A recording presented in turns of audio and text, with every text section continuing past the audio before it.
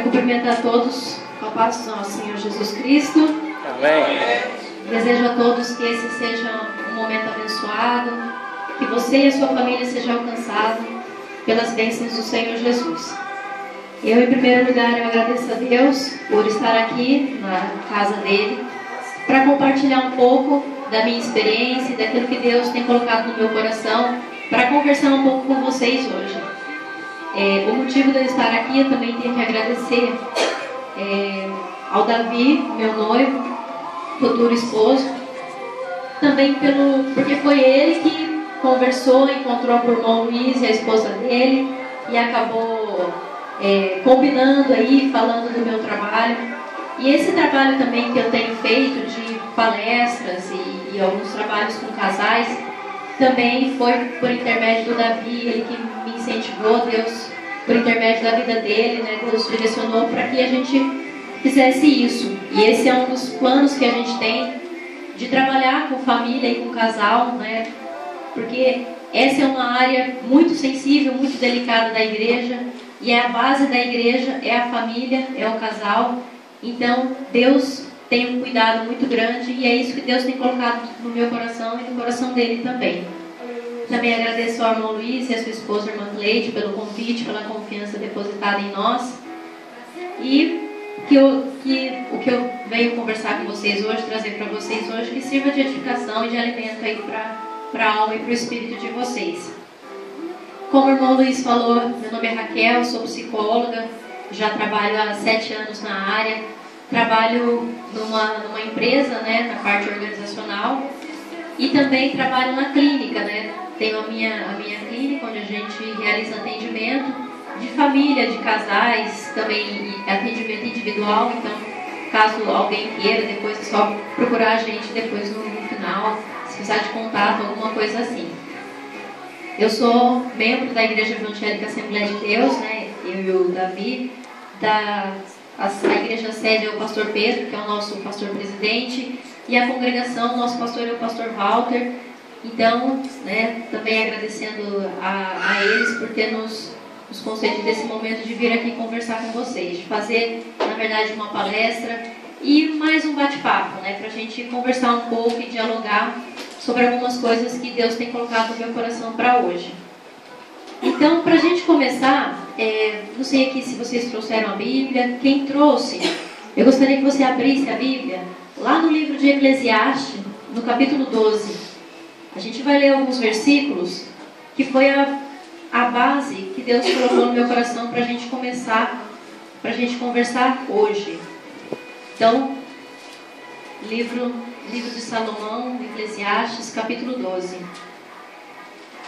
Para quem não tem, eu vou fazer a leitura. Eu gostaria que vocês se atentassem bastante para o que o sábio Salomão escreveu aqui nesse capítulo. O título do capítulo é a velhice. Ele vai falar sobre a velhice. Então ele começa dizendo assim: lembra-te do teu Criador nos dias da tua mocidade, antes que venham os maus dias e cheguem os anos dos quais dirás: não tenho neles prazer. Antes que se escureçam o sol, a lua e as estrelas do esplendor da tua vida, e tornem a vir as nuvens depois do aguaceiro. No dia em que tremerem os guardas da casa, os teus braços, e se curvarem os homens outrora fortes, as tuas pernas, e cessarem os teus moedores da boca, por já serem poucos, e se escurecerem os teus olhos nas janelas, e os teus lábios, quais portas da rua, se fecharem, no dia em que não puderes falar em alta voz, te levantares a voz das aves, e todas as harmonias, filhas da música, te diminuírem. Quando temeres o que é alto, e te espantares no caminho, e te embranqueceres, como floresce a amendoeira, e o gafanhoto te for um peso, e te perecer o apetite, porque vais à casa eterna, e os pranteadores andarem rodeando pela praça. Antes que se rompa o fio de prata, e se despedace o copo de ouro, e se quebre o cântaro junto à fonte, e se desfaça a roda junto ao poço, e o pó volte à terra como era, e o espírito volte a Deus que o deu. Vaidade de vaidade, diz o pregador, tudo é vaidade. Então, irmãos, para quem conhece um pouco da Bíblia, sabe aqui que Salomão escreveu esse livro já num estado mais, onde ele estava mais consciente, preocupado com algumas coisas da vida. E aqui ele vai falar sobre a velhice e sobre os dissabores, né, as dificuldades que essa etapa da vida traz.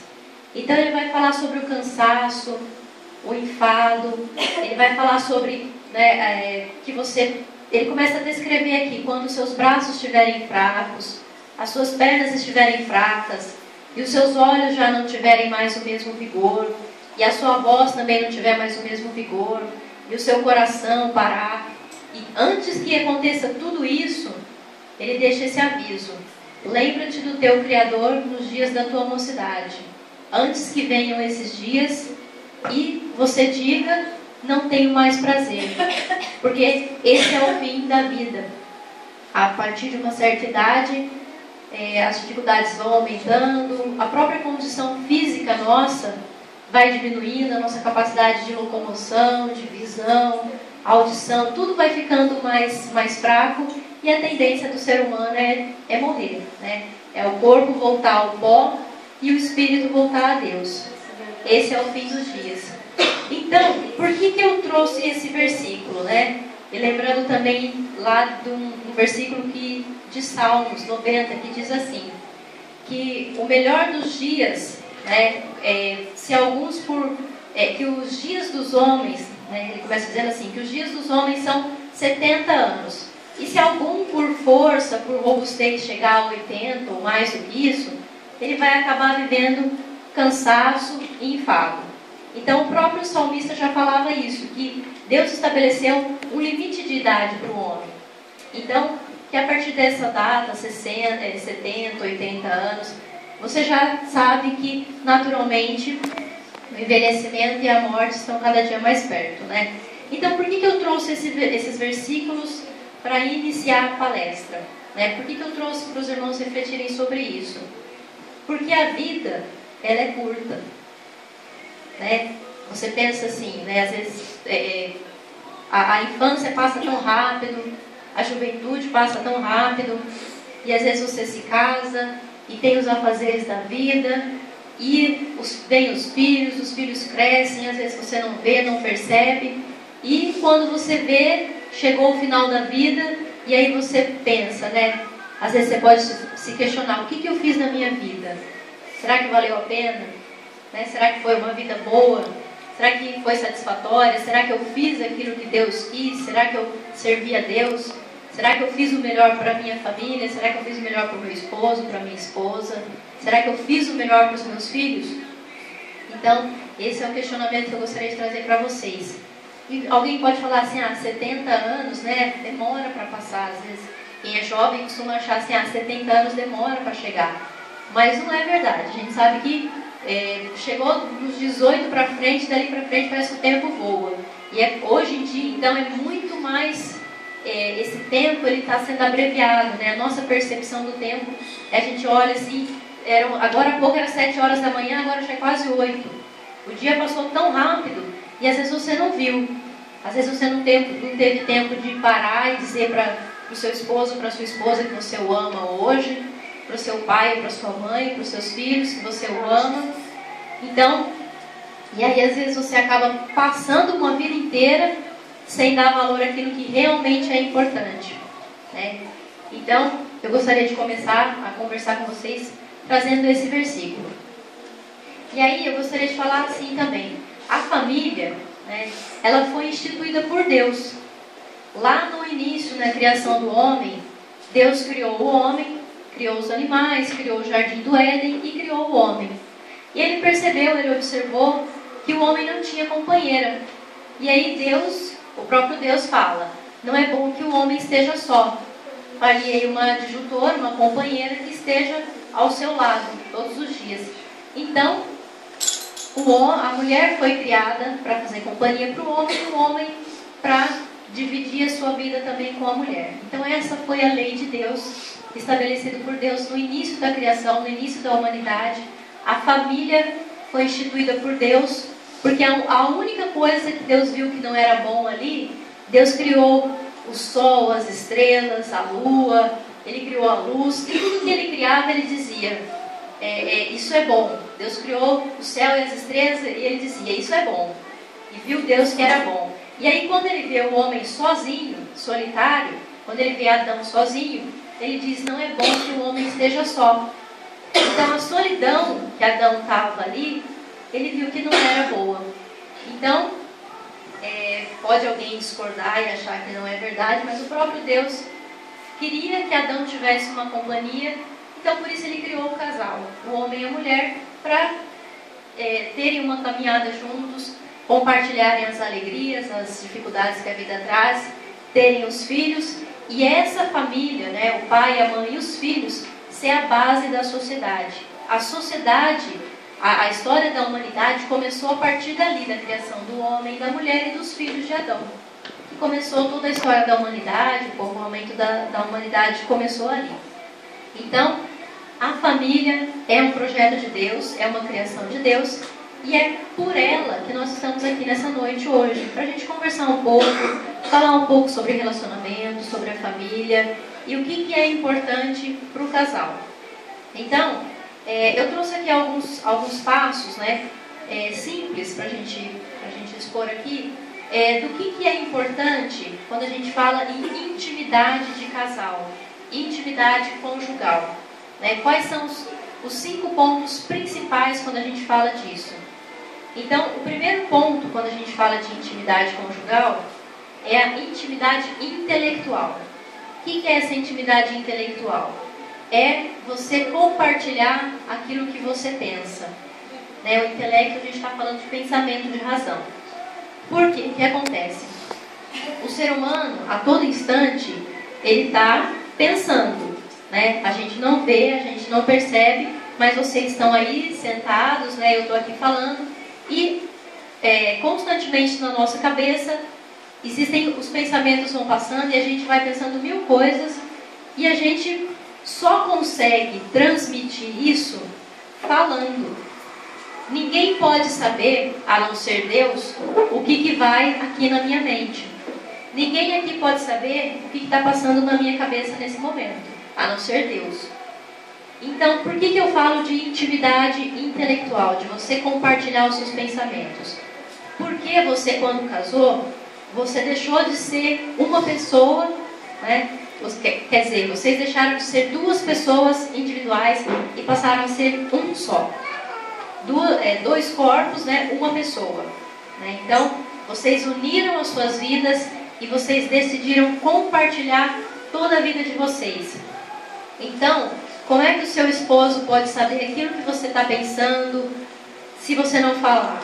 Da mesma forma, como é que a esposa vai saber aquilo que está passando na sua cabeça se você não falar? Então, o primeiro passo para um casal ter intimidade é compartilhar os pensamentos. Porque como que eu me torno íntima de uma pessoa? É me deixando conhecer. Como é que você se torna íntimo meu? Como é que os meus amigos, os meus pais, como é que o meu noivo me conhece? É quando eu falo, eu digo o que estou pensando, o que eu acho das coisas, eu dou a minha opinião. Então, essa é uma forma de você se tornar íntimo e próximo do seu esposo. Se você não fizer isso, né, ele nunca vai saber o que você está pensando, o que está se passando na sua cabeça, se você está com necessidade de alguma coisa. Às vezes, pela convivência e pela observação da sua reação, dos seus comportamentos, o esposo ou a esposa começa a perceber algumas atitudes suas. E ele, por observar, ele começa a te conhecer de uma tal forma que só de ver os teus gestos, às vezes o teu olhar, a tua forma de se movimentar, ele começa a entender um pouco do que se passa com você. Mas isso vem com o tempo, com a convivência. Se você, não falar, não expor os seus pensamentos, aquilo que você está pensando no momento, não tem como ele saber, não tem como ele te conhecer. Então esse é o primeiro passo para um casal ter intimidade, para um casal compartilhar e dividir a vida. É compartilhando os pensamentos e aquilo que tem na cabeça, aquilo que pensa, aquilo que imagina em relação à vida. O segundo ponto, né, que é a intimidade, e segundo ponto aí, é a intimidade emocional, que é muito parecida com a intimidade intelectual, só que fala das emoções, aquilo que você sente, aquilo que está se passando aí, no caso, no seu coração. Então, da mesma forma que a gente tem pensamentos, né, povoando a nossa mente, circulando na nossa mente o tempo todo, todos esses pensamentos produzem sentimentos: tristeza, alegria, mágoa, ressentimento, felicidade, gratidão. Tudo isso são sentimentos que são gerados por determinadas atitudes, determinados comportamentos. Então, para se haver intimidade, né, entre um casal, proximidade entre um casal, é necessário compartilhar, dividir os seus sentimentos. A mulher já gosta de fazer mais isso, né? Geralmente a mulher tem mais essa tendência. O homem tem mais dificuldade para fazer isso, de falar aquilo que ele está sentindo, né? Como é que tá, se ele está triste, se aconteceu algum problema no trabalho, ele está chateado, ele está angustiado, está preocupado com alguma coisa. O homem tem um pouco mais de dificuldade, geralmente. A mulher já consegue fazer isso com mais facilidade. Mas é um exercício para o casal, para o marido e para a esposa fazer isso. Porque a partir do momento que vocês, né, estão juntos, decidiram viver a vida juntos, quem vai ajudar o outro, né, quem é o seu esposo e a sua esposa. É com ele que você vai dividir aquilo que você está sentindo, aquilo que você está pensando. E o cônjuge, né, o esposo ou a esposa que está ouvindo né, aquilo que a outra pessoa está dizendo que sente, que pensa, tem que estar aberto e tem que estar de coração aberto para entender, para compreender, e tem que dar valor àquilo que o outro está falando. Então, às vezes a esposa está chateada, né, como o irmão Luiz falou, né, porque o marido saiu cedo, às vezes esqueceu de alguma coisa, preocupada, tarefada com o trabalho, esqueceu que era aniversário dela. E a esposa chega em casa, aí ele chega em casa, a esposa está brava, está irritada, e às vezes ele não sabe por quê, porque o dia foi tão corrido, foi tão cheio de preocupações, de tribulações, que ele realmente esqueceu. E aí o que o casal tem que fazer então? É ter uma boa conversa, e aí sentar, conversar e dialogar sobre aquela situação, para poder haver um entendimento. E quem foi ofendido, né, no caso aí desse exemplo, tem que estar aberto também para perdoar, para compreender e para entender a situação, né, o que aconteceu ali, o que se passou. Então, sem intimidade, né, sem você compartilhar aquilo que você sente e aquilo que você pensa, não tem como o outro, né, o seu companheiro, a sua companheira, né, o seu cônjuge, te conhecer e saber aquilo que está se passando na sua cabeça, no seu coração. Então, sem esse compartilhamento de emoções, você vai viver uma vida rotineira, né? Como o irmão Luiz estava falando. Vocês vão se tornar como se fossem dois robôs, dois estranhos numa mesma casa, às vezes, e um não sabe o que está se passando na cabeça do outro, não sabe o que está se passando no coração do outro. Então, é muito importante que vocês desenvolvam essa prática e esse hábito de conversar, de dialogar, de falar aquilo que sente e aquilo que pensa. Porque juntos vocês vão ajudar um ao outro. E aí nessa sequência, o terceiro passo para haver uma intimidade entre o casal é a intimidade social. O que é isso? Vocês passam, por exemplo, o dia inteiro um longe do outro, e aí quando vocês estão juntos, vocês têm que compartilhar aquilo que aconteceu na vida de cada um. Então, às vezes, o marido trabalha, né, o que é comum hoje em dia, o marido trabalha e a esposa trabalha também. E aí, se você não contar, né, pelo menos de forma resumida, o que aconteceu durante o seu dia, como que foi, onde você esteve, com quem você falou, como é que ele vai saber, né? Isso é participar da sua vida, é fazer com que ele ou ela participe da sua vida, né? Porque é importante para ele, para ela saber, né, o que aconteceu no seu dia, como foi, os problemas. Então, quando a gente fala de intimidade social, é de dividir o que aconteceu na vida social. Porque apesar de vocês terem passado o dia longe um do outro, vocês são uma pessoa só. Então, o esposo quer saber o que aconteceu com a esposa naquele dia. Mesmo que ela não trabalhe fora, ela passou também um dia cheio de preocupações, de tarefas, de cuidados com a casa, com os filhos, muitas vezes. Então, se ele não se preocupar e não se importar como foi o dia dela, se aconteceu algum problema, como é que ela está, se ela está se sentindo bem, e da mesma forma a esposa, como é que foi o dia, como é que foram os problemas, aconteceu alguma coisa, né? Sem haver esse compartilhamento, vocês não vão, digamos assim, um não conhece, não sabe o que aconteceu com o outro. Então, compartilhar o que aconteceu quando vocês estavam longe um do outro é uma questão de confiança, de mostrar para o outro que ele é importante, que ele faz parte da sua vida também. Mesmo vocês estando longe, que ele faz parte da sua vida, ela faz parte da sua vida e que você quer que ele ou ela saiba o que aconteceu durante o seu dia. Então esse é o terceiro ponto, é compartilhar o que aconteceu na vida social, no trabalho, na escola, em casa, com os filhos, é compartilhar. Porque se você não contar, se você não disser o que aconteceu, o que se passou, como é que você se sentiu, o seu esposo, sua esposa nunca vai saber. Não tem como ela adivinhar. Então, esse compartilhamento dessas informações é muito importante. E aí, existe uma outra intimidade também que é fundamental para a família permanecer unida, que é a intimidade espiritual.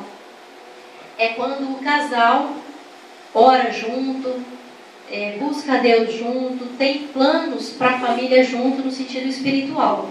Sem Deus no casamento, né, sem Deus na família, é muito difícil de uma família sobreviver.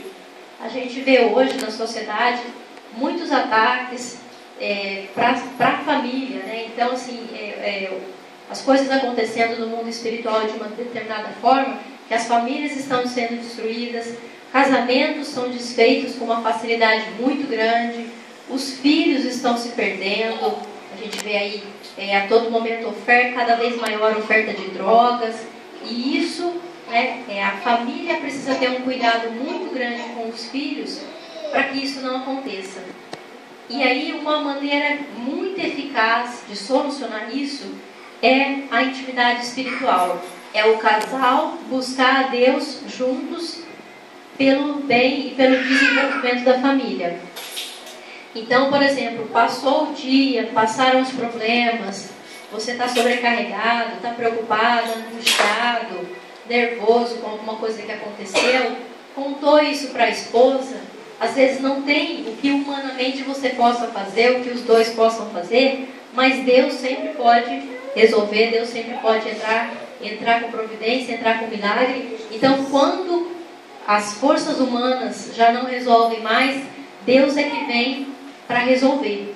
Então, se o casal não tiver esse hábito de buscar a Deus junto, ler a Bíblia junto e compartilhar isso com os filhos, espiritualmente vai ser uma família fraca.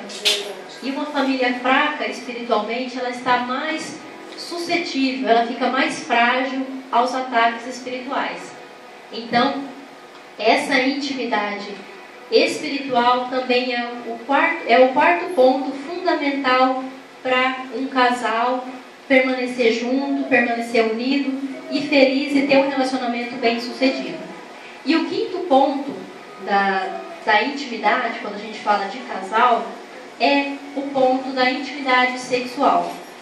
Então, como a gente está falando de intimidade, às vezes esse é um ponto que traz muitas preocupações, ou às vezes traz muita dúvida, eu trouxe alguns versículos também na Bíblia para embasar, né, o que eu vou falar aqui. Então, o que eu vou dizer para vocês não é novidade nenhuma, é o que Deus instituiu, está aqui na Bíblia, para a intimidade sexual do casal.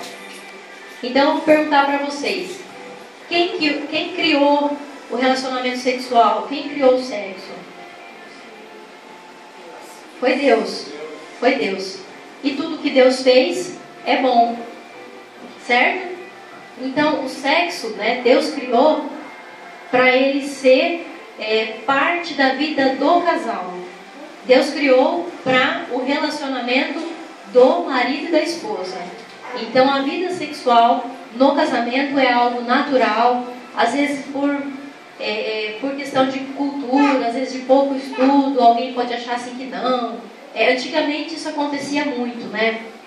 Dentro da igreja principalmente, as pessoas já chegavam a achar que não, que era pecado, que sexo só podia acontecer dentro do casamento se fosse para ter filho. Se não fosse para ter filho, era pecado. Graças a Deus que Deus abriu o entendimento das pessoas e ficou claro, né? É claro isso através da Bíblia que não é isso. O sexo é algo instituído por Deus para trazer satisfação para o casal. Para que o casal, no relacionamento sexual, encontre o momento, digamos assim, da intimidade máxima do casal. E digamos, a expressão física do que Deus falou que era a união dos dois cônjuges. Então, quando Deus fala assim que o homem e a mulher se tornam um só, por quê? Porque eles vão compartilhar os pensamentos, os sentimentos, a vida espiritual eles vão compartilhar, a vida social, tudo que acontece eles vão compartilhar. E o sexo, né, o relacionamento sexual, ele é a expressão máxima, ele é a expressão física dessa intimidade e desse ser um só. Duas pessoas sendo uma só. Então eu trouxe alguns versículos aqui para ler para os irmãos. Quem trouxe a Bíblia, eu gostaria que abrisse lá em 1 Coríntios, capítulo 7. Vamos ler alguns versículos do que Paulo estava falando para os irmãos da igreja de Coríntios com relação à vida sexual dos casais.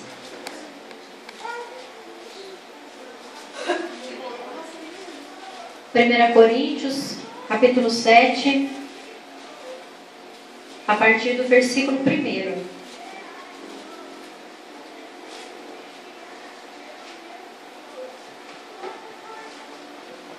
Bom, então, Paulo começa o capítulo aqui de 1 Coríntios, essa parte da carta que ele escreveu para os irmãos lá em Coríntios, ele começa dizendo assim: quanto ao que me escrevestes, é bom que o homem não toque em mulher. Então, os irmãos da igreja lá de Coríntios escreveram questionando alguma coisa sobre relacionamento sexual para Paulo, e ele responde dessa forma, que para ele seria bom, no entendimento dele, que o homem e a mulher não tivessem relacionamento sexual, que os dois vivessem uma vida, digamos assim, de celibato, né? Paulo estava dizendo isso. Aí ele continua dizendo assim: mas, por causa da impureza, cada um tenha a sua própria esposa e cada uma o seu próprio marido. Então, o que ele estava dizendo aqui? Que assim, quando Deus criou o homem e a mulher, Ele criou também o desejo sexual para que esse desejo sexual se expressasse no casamento. Então, e Paulo estava dizendo assim, seria bom que não houvesse, que o homem não tomasse mulher e a mulher não tomasse homem, quer dizer, que não houvesse casamento, para que as pessoas pudessem se dedicar integralmente à vida da obra de Deus. Paulo estava dizendo isso, mas é a opinião dele. Mas aí ele fala assim, mas por conta desse desejo sexual que existe, que é natural no ser humano, ele fala assim, então que o homem tenha a sua esposa, né? Ele está falando uma esposa, e que a mulher tenha o seu próprio marido, um marido, certo? Aí ele continua dizendo assim no versículo 3, o marido conceda à esposa o que lhe é devido, e também, semelhantemente, a esposa ao seu marido. No versículo 4 ele vai dizer o seguinte, a mulher não tem poder sobre o seu próprio corpo, e sim o marido. E também, semelhantemente, o marido não tem poder sobre o seu próprio corpo, e sim a mulher. E ele continua dizendo, no versículo 5, não vos priveis um ao outro, salvo por mútuo consentimento, por algum tempo, para vos dedicardes à oração e novamente vos ajuntardes, para que Satanás não vos tente por causa da incontinência, ou seja, da falta de domínio próprio. Então Paulo estava dizendo assim, ele diz aqui nesses versículos que quando você se casa, né, que o marido e a esposa se casam, o marido não é dono mais do próprio corpo e nem a esposa é dona mais do seu próprio corpo, porque eles passam a ser uma só carne. Então, e ele fala assim, a mulher não tem poder sobre o seu próprio corpo e nem o marido. O marido tem poder sobre o corpo da mulher e a mulher sobre o corpo do marido, porque são uma só carne. E aí ele fala assim, o marido conceda à mulher o que é devido, e a mulher conceda ao marido o que é devido. O que Paulo estava querendo dizer com isso aqui, em outras palavras?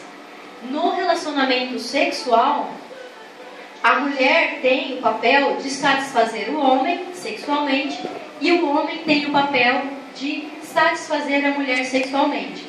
Então, no relacionamento, no sexo, dentro do casamento, né, que é o que Deus permite e estabeleceu, ele tem que ser bom para os dois. A mulher tem que fazer aquilo que pensando na satisfação do esposo e o esposo pensando na satisfação da mulher, para que os dois se satisfaçam. Porque ao contrário do que as pessoas achavam antigamente, isso muito antigamente, assim como o homem, a mulher também tem desejo e também tem vontade sexual. Isso é natural, isso foi criado pelo próprio Deus para fazer parte da vida humana, e ter satisfação no sexo é uma coisa que é natural e que foi instituída por Deus. Então, todo o relacionamento sexual do casal, ele aqui está na Bíblia, está claro aqui para todos saberem. Ele é algo bom, estabelecido por Deus, instituído por Deus, e para trazer satisfação, para trazer alegria para os dois, para o casal. Isso vai fazer, sem essa parte do casamento, a vida se torna sem graça. O sexo, ele é a consumação do casamento. Ele é a consumação do que Deus falou, de que o homem deixaria pai e mãe e tomaria sua mulher, a mulher deixaria o pai e mãe, e os dois seriam uma só carne. Então, o nosso tempo é curto, mas assim, irmãos, é mais para a gente conversar, para a gente fazer um apanhado geral. Como tudo, né, como esses pontos que eu falei, a intimidade sexual, ela também faz parte do casamento, ela é uma parte importante do casamento, e ela é algo bom, é algo que é instituído por Deus, que foi feito, foi criado por Deus, para que o casal se satisfaça e seja feliz mutuamente. Então, quando eu comecei dizendo, né, lá lendo o livro de Eclesiastes, que Salomão falou que a vida passava rápido e que o fim da vida tinha muitos problemas e muitos dissabores, então é para enfatizar isso, né? Que os irmãos aproveitem a companhia do esposo, aproveitem a companhia da esposa e sejam felizes. E vivam um casamento feliz, abençoado. Não esquecendo desses 5 passos. Para você ter uma vida próspera e abençoada com a sua família, com o seu esposo, é necessário você compartilhar o que sente, compartilhar o que pensa, contar do seu dia a dia, da sua vida social, quando vocês estavam longe um do outro, compartilhar o que os dois sentem com Deus. Então, o relacionamento com Deus também é primordial, e o relacionamento sexual, que é algo saudável, é algo natural e é abençoado por Deus. E isso é que vai trazer digamos assim, a completude da família, de ser feliz e de viver e ter uma vida plena e abençoada por Deus. É assim que, essa é uma das maneiras, é simples, parece simples, mas é fundamental, é importante, e sem isso, a vida do casal pode se desgastar, se tornar chata, rotineira, e aí o casal acaba se afastando e às vezes não sabe nem o porquê. Então, se os irmãos lembrarem disso, desses cinco pontos, vai ser e pôr em prática, né? Mais importante do que lembrar é pôr em prática, a partir de hoje, aquilo que a gente conversou aqui. Porque só assim a vida do casal vai ser próspera e abençoada por Deus. E é isso que Deus quer. É ver os seus filhos felizes e abençoados e tendo uma vida próspera em todos os sentidos. E no casamento, né, principalmente, porque é a partir do casamento, é a partir da família que você vai, né, se desenvolver em todas as outras áreas. Tá? Então, o que eu tinha para trazer para vocês era isso.